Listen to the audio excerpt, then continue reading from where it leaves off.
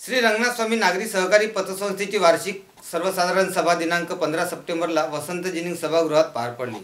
या आमसभेला रंगनाथ स्वामी नागरी सहकारी पतसंस्थेचे अध्यक्ष ॲडव्होकेट देवीदास काळे यासह सर्व संचालक उपस्थित होते। संस्थेचे मुख्य कार्यकारी अधिकारी संजय दोरखंडे यांनी अहवाल वाचून दाखविला व सर्व सभासदांनी या अहवालाला सर्वानुमते संमती दिली।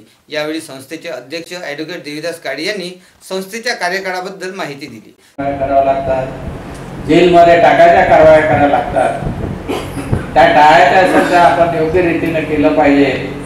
आरोग्य अनुभव संस्थेचे अशा बऱ्याच ठिकाणी संस्थेला गहाण दिलेल्या प्रॉपर्ट्या सुद्धा विकून टाकतात आणि बोजे चढलेले असताना सुद्धा साम्राज्यस्थाने त्या विक्री केल्या। हे आम्ही अनुभवलं आहे। आम्हाला गहाण असणाऱ्या प्रॉपर्ट्या दुसऱ्या बँकेकडे गहाण ठेवून डबल कर्ज उचलले हे प्रकार घडलेले आहे। वणीचेच एक व्यापारी संघटनेचे अध्यक्ष रविने त्यांच्यावर आम्ही कारवाई केली, फौजदारी केली, जेलमध्ये गेले, त्यांच्या अटकपूर्व जामीन रिजेक्ट झाला। एकाच माणसाने एकच प्रॉपर्टी 3-4 बँकेमध्ये गहाण ठेवून केली, पण शेवटी जेलमध्ये जावं लागलं। कोर्टात बाईची जमानत पैसे भरल्याशिवाय देत नाही म्हटलं तर 25 लाख रुपये त्यांना कोर्टात धरून द्यावे लागले।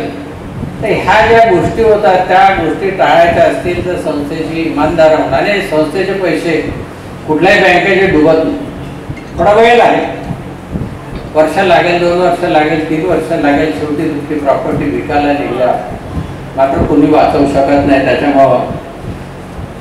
कारण शेवटी हे पैसे लोकांचे पैसे आहेत, त्या पैशाला कुठलाही धक्का पोहोचला नाही पाहिजे असं माझं मत आहे। आणि आपण सुद्धा येत्या काळात सुद्धा आपण या संस्थेला प्रगतीपथावर न्याल। आपल्या सहकार्याशिवाय शक्य नव्हतं ते आपण साध्य केलेलं आहे। परत एकदा आपल्या मंजुरी द्यावी ही विनंती। धन्यवाद। विषय क्रमांक 3 संचालक मंडळाने शिफारस केलेले सन 2024-2025 च्या अंदाजपत्रकास मान्यता देणे व सन 23-24 वर्षाच्या अंदाजपत्रकातील तरतुदीपेक्षा कमी झालेल्या खर्चाची नोंद घेणे व ज्या बाबीवर जास्त खर्च झाला आहे त्या संचालक मंडळाच्या शिफारशीप्रमाणे मान्यता देणे, यात आपल्या अहवालामध्ये हे दिलेलं आहे त्यास आपण मंजुरी द्यावी अशी मी विनंती करतो। हात वर करून मंजुरी द्या।